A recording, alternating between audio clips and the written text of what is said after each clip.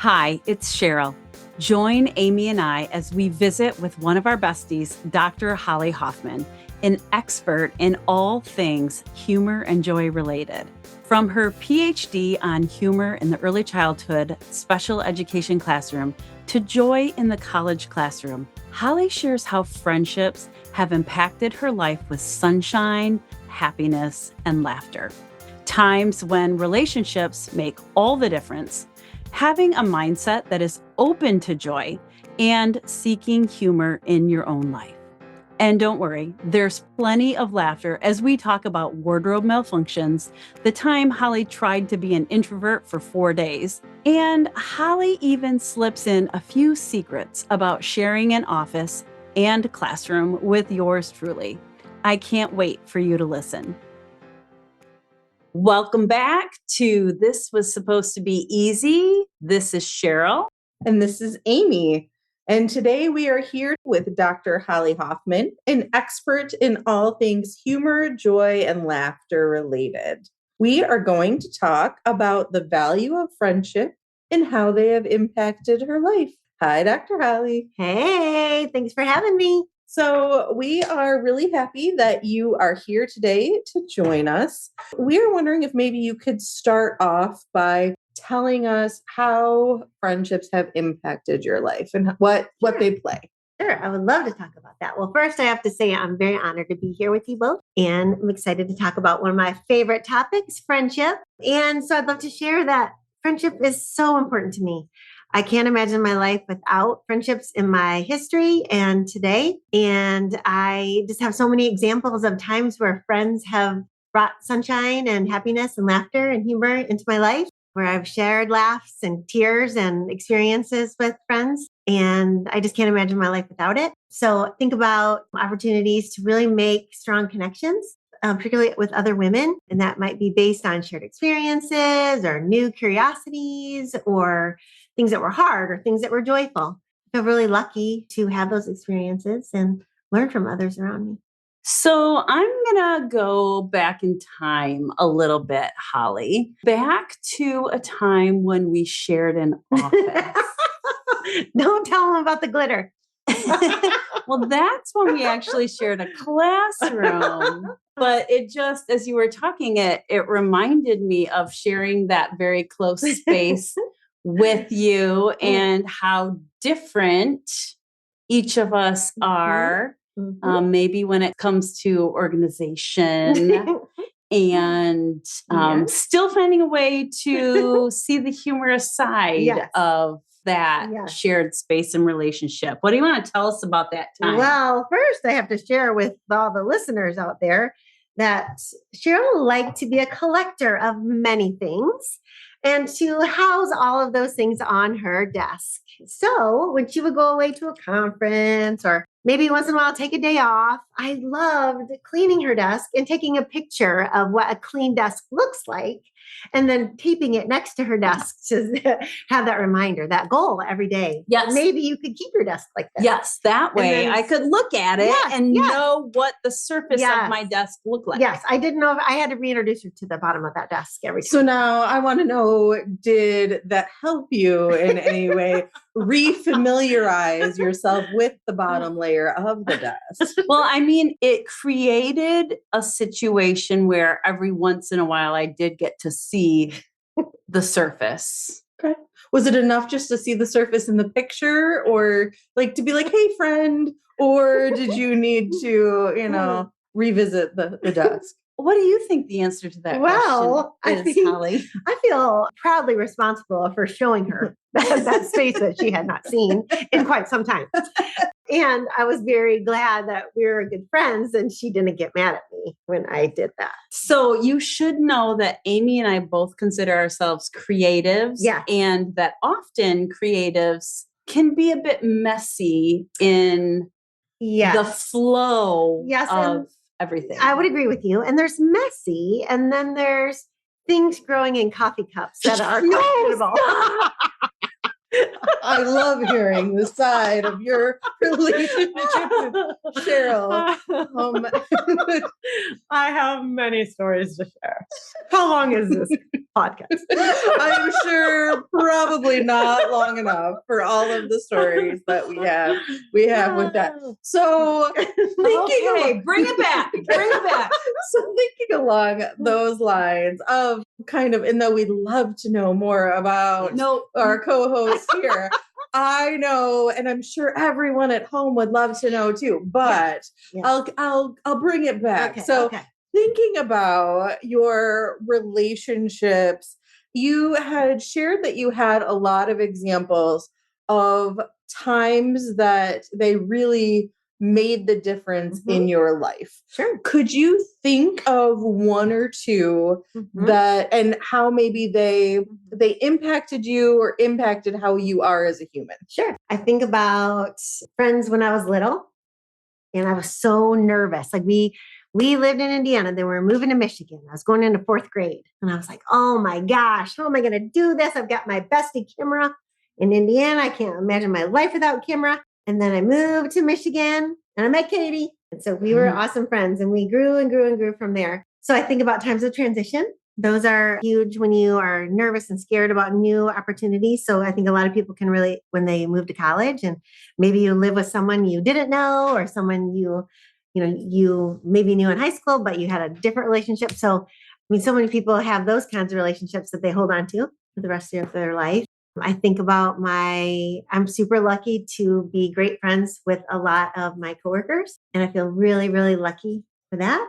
I think about friends that I made when my children and their children were going through similar things, and I feel really honored about that. I love that you have different friends, and different friends bring things to the table. So you have maybe a friend that you want to laugh with, and you hear a comedian is coming, and so you're like, hey, let's go, right? Or a concert, or you might have someone else who has a particular skill in an area. Hey, what should I do about this? Maybe you have a friend that's an amazing listener, and you have this full wheelbarrow full of stress and anxiety. You want to dump it out. So you connect with one of those types of friends. I feel really, really blessed and really, really lucky that I have people that bring joy and laughter and common experiences and such different experiences that I learn from them every day. I heard you say the word transitions, which jumped out at me because Amy and I talk a lot about transitions and how sometimes we have relationships that fit in this moment. But when we transition, like you talked about with moving from Indiana to Michigan, that thing that felt so easy in one phase or one place can be really difficult to recreate. Yes. Like Amy talks about transitions a lot. And that's sort of one of the major reasons why we wanted to start this podcast and start connecting with more people, because we feel like we hit these transitions and don't remember how to do it. Right. And I think it's interesting because sometimes you'll have someone that's so ingrained in your everyday life. So I think about that with having children. So I remember coming home from the hospital and thinking I feel like I had a strong early childhood background. Like maybe this is something I should be able to do pretty well. I just remember that first night just crying and being like, what in the world am I doing? And I think I've told this story before that I was trying to figure out nursing, and I was trying to figure all this out. And everybody says, oh, it's so wonderful. It's so great. It'll be so natural for you. And I was trying so hard to lies, all of it lies. Yeah, go ahead. I was trying to make it all work. And my little girl is crying and crying and crying. And I just lost it. I just thought, what am I doing? I can't figure this out. And my tears fell on her little face, and she was like, ah! And then the little tears fell on her face, and she started licking them. I was like, and she stopped crying. And I was like, oh, she stopped crying for a minute. Yeah. So I think about friends at that time who were going through similar times. Maybe they had just had a baby also, or theirs were a little bit older. There was such closeness with those people because you were going through similar times of life. And so then when you get through that, then your children got busy and different things. And so then you might make a stronger connection with other people who oh, they're both on the soccer team, or oh, they're both in band or whatever. And you always sit together and you have that connection. It doesn't mean that you necessarily lose connection altogether with those people, but maybe you just don't, in that time of your life, you're not as connected as you once were. So it's fun to see people out and about that you run into and you're thinking, I have not talked to you in a really long time. I wish you so well. However, we don't need to talk all the time now. Like that's not part of our life and our daily things that we're going through. It doesn't mean that something negative happened. It's just, it doesn't fit as well, that friendship during that phase of your life. And as we all get older, who knows how our friendships will change? Maybe we'll then say we become grandparents. Maybe that's going to bring new people in our lives that we hadn't planned on. There's opportunities for even more friendships in the future. So you've mentioned a lot about your friendships happening kind of in relationship to the phase of your life with your children. And you are now a newly empty nester. Yes. And your children aren't predominantly at home, even though they are still very much around and in and out. Have you noticed your friendships changing in any way, not having your children as that primary focus or primary connection? Absolutely. I think that it's interesting because that was the focus for so long. How are the kids doing? And you, of course, you touch base on that, when you get back together with people, maybe you haven't seen in a little while, or that you talk about, that you talk to all the time. But I do think it's interesting because you might be so much more free to go do things. So, if there was a group of friends that was trying to get together, soccer game, concert, we've got this. But then with the empty nest that you mentioned, you're more free to go and do things. So a girls' weekend away is more possible, where when the children were younger, that would be impossible. I mean, or really hard, very challenging. And so that would be maybe a strain on relationships or, some frustration. And so now that they're older, it's much easier to be able to navigate, and you're navigating relationships with your significant other. However, you have more freedom in the day-to-day times that maybe you could have a dinner with some friends. Or, when my children were little, I would try to do a lunch with friends because they were at school. I was at work, and we were all just taking a break and having time with our friends. And then that didn't take away from family time at night. So that seemed to work out well. Now it feels like I'm a little bit more free to do dinners or a concert or a show or a girls' trip, something like that. So it definitely gives you more time to fully wrap around that friendship and give it more time. To kind of immerse yourself in it. I hear you saying a lot about the things that you like to do. I know you mentioned concerts. I know you mentioned going out to eat, those types of things. What would be you mentioned kind of having different categories of friends. Think about, or I'm asked if you would maybe think about one of those, what would be an ideal either girls' weekend or concert? What would be an ideal friendship date? An ideal friendship date would be going to a place where there was a fun activity to do, like go to the beach or go and go out to have a great meal or a comedy show, something like that, where there could be something fun that you engage in together and that you can share some laughter, share some connections. So say we do say we go to a comedian. So that's really fun. The bummer with that is you don't really get to talk to each other because you're looking at the stage. Right. You're just laughing at the stage. Right. So then I would love a good meal with lots of everybody order appetizers and let's all share.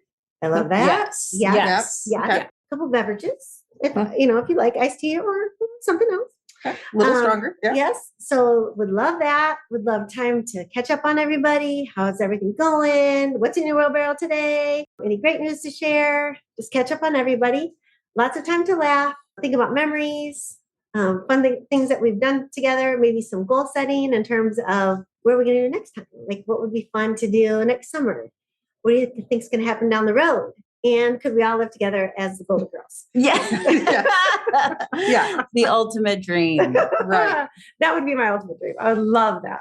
Well, and I feel like I should let our viewers know that Holly is the most social butterfly that I have ever met in my entire life and can talk to anyone and often does. Yes. So as we are talking about connections, I would love to hear maybe a story or two of like some of the maybe most outrageous or how being bold in your introductions to other people have led to some of the connections or relationships you have in your life. Okay. Let's see, I'll share a recent one.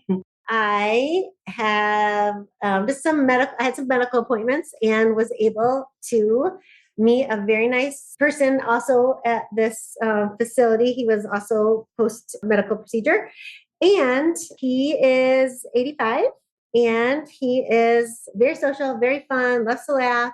So we hit it off immediately. So every time we go there to exercise at our appointment, we laugh and share stories and, catch up on what's going on with his many grandchildren and great-grandchildren, etc. So he was telling me about his plane and his motorcycle and all his fun things that he likes to do. So I was like, well, tell me more about this plane you talk about. Anyways, I weaseled my way into getting a plane ride over this town, over my house, over my work, over his house, over everything that we got to see. It was amazing. And he shared a book with me. I just finished reading it today. It's a great book. And I look forward to seeing him at our next appointment. And I feel like I've made a great friend. So some people would say, you're annoying. I say, I'm friendly. So you are very friendly. I mean, not annoying. Sit next to her on an airplane. Okay. I do have to tell you this though. Recently I was on a flight and I went to this concert. I wish it was concert. I went to a conference and I just decided I have a lot to get done. I'm just going to stick to myself. So I was really an introvert for like 4 days, which is very different. I've never ever done that in my very entire different life. For you. Yes. Yeah. I'm extreme extrovert. So, and I live with 3 introverts and 1 extrovert. Who doesn't fit me? Anyway, so I thought, okay, I'm just going to keep to myself. So then on the flying home, I was reading my book. I was really to myself. And this woman that sat next to me was very, very, very chatty. And I thought, and I just wanted to read at this point. And I thought, that's what it's like to sit by me. I'm like, oh no. So She's very friendly. I learned a lot about her life. So you had a little bit of self-reflection there. A little bit of self-reflection and how it might be to sit next to me. And other people have told me, if I ever sat by you on an airplane, I would fake like I was sleeping. I'm like, well, thank you. That's so kind. Well, I have sat next to you on an airplane numerous times and I love it. Well, you're very kind. You're very, very kind. Yes. Oh, gosh. So yes. But I think like taking those moments to make friends, you never know when you're going to make a friend. You have no idea. And it could be a friend for life. It could be a friend for that day. It could be, you never ever know. So why not be open to it? I'm remembering channeling my inner Holly, like in an elevator at a conference, because we had just been in a taxi together and you immediately asked the taxi driver, what's your name? What time of day do you start driving? What kinds of conversations do you have with the people in your car? And within a month prior to that, we had been on a girls' trip vacation and you asked all the same kinds of questions at the food counter at a seafood store. And so I was in an elevator at a conference and I'm like, I can do this. I can channel my inner Holly. And the person like had one of those ribbons on that they were running for, like a governing board position. And so I was like, that's that's the hook right there. I can ask them a question about their campaign, but all of it was, what would Holly do? What would Holly say? And so I'm gonna maybe squirrel a little bit, but we introduced you as Dr. Holly Hoffman. Yes. And I remember when you were getting your doctorate degree and your research area was humor. Yes. I also know that right now you're in the middle of a probably 5 research projects. I'm not sure. So many. Yes, I know. But I know the word joy is in the title. Do you want to talk a little bit about that? I would love to. Can you? Yes, okay. yes. So let me tell you really quick you brought up the humor when I was working on my PhD. I have to tell you about that really quick. I focused on the use of humor with young children with disabilities. So I was really curious in the early childhood special education classroom, how is humor used? How did children connect with each other or connect with adults? Or how did they really learn new things? Like how did it affect their cognitive development, their listening skills, all of that. So I got to go to tons of different early childhood special ed classrooms. And those are wonderful moments between children and between adults and children and between adult to adult, just humor throughout that learning process. And it was really, really great. So I love doing that. And now I'm working on a joy project about how do people going into the education field, how does the use of joy in their college classroom impact them? Do they feel like they're able to learn more? Do they pay attention more? There's lots of research out there about it, like in literacy. If you're reading a book with humor in it, children actually read more for longer amounts of time.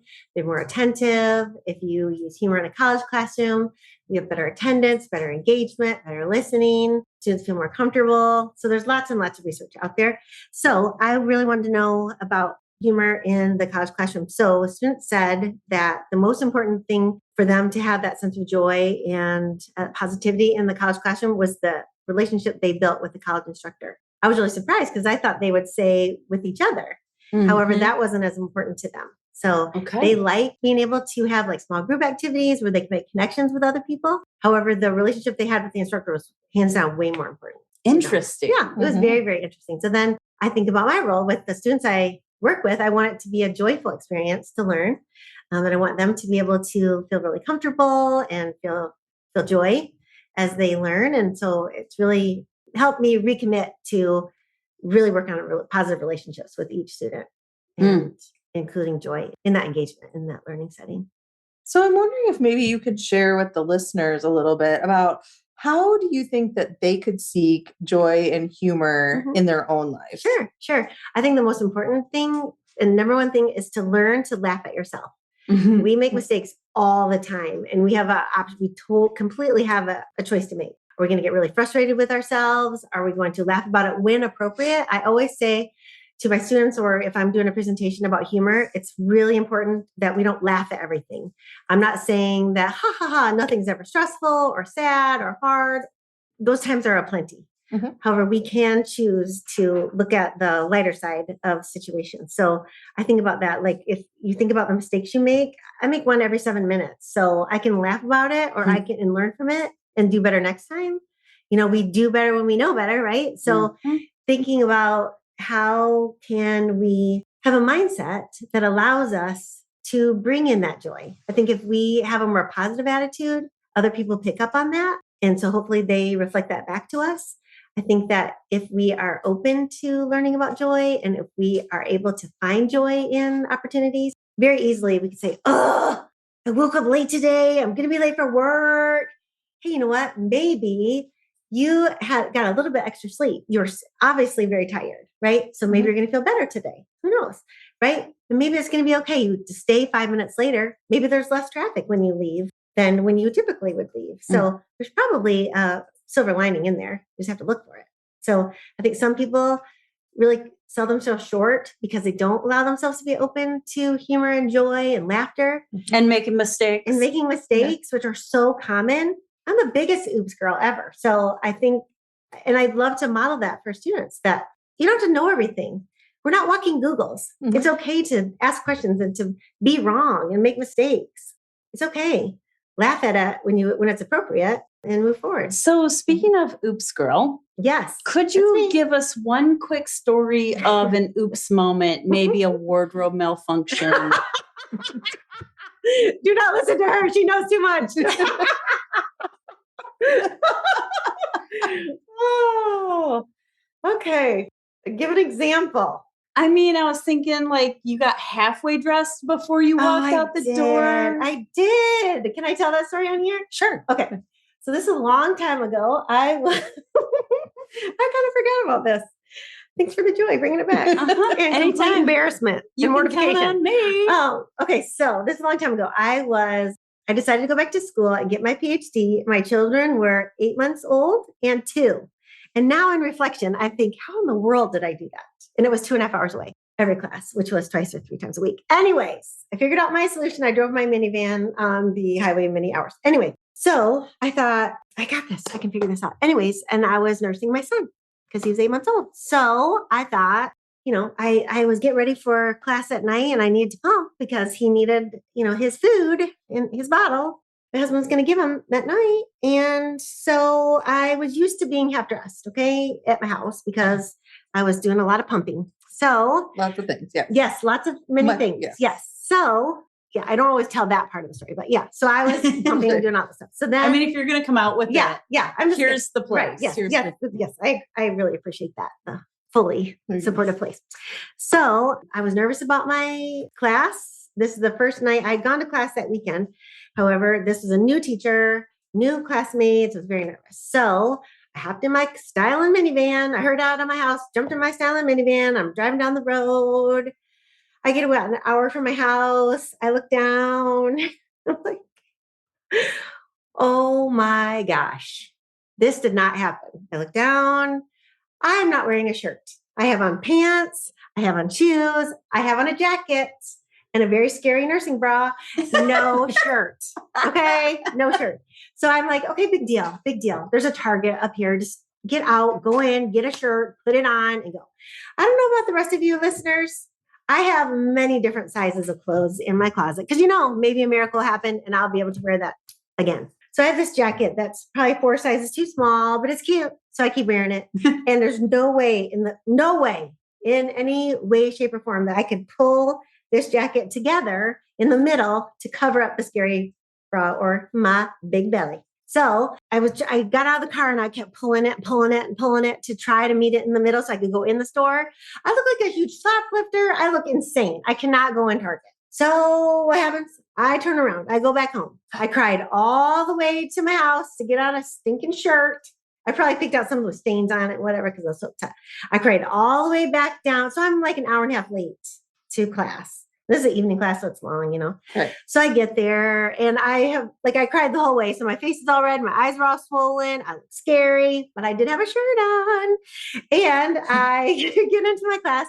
These are all people. I have no idea who these people are. I could have said, I got lost. I ran out of gas.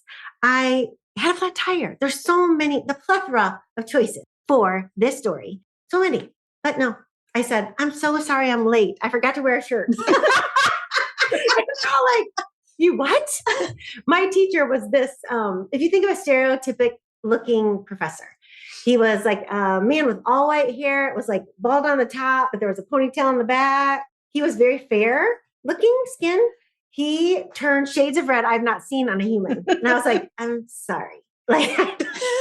So then for the rest of that time, I got very close with the rest of the people in my class because we had this bonding moment. So yes, I was very stressed out and finally got there. Love it. So yes. I feel like maybe I threw you right into a mistake kind of moment. Yes, that was a big moment. So to redeem myself, as you know, I love to focus on strengths. Yes. And strength mindsets. Yes. I love and areas of focus. And I know that you have taken the VIA character strength survey for at least one project that we've worked on in the past. Yes.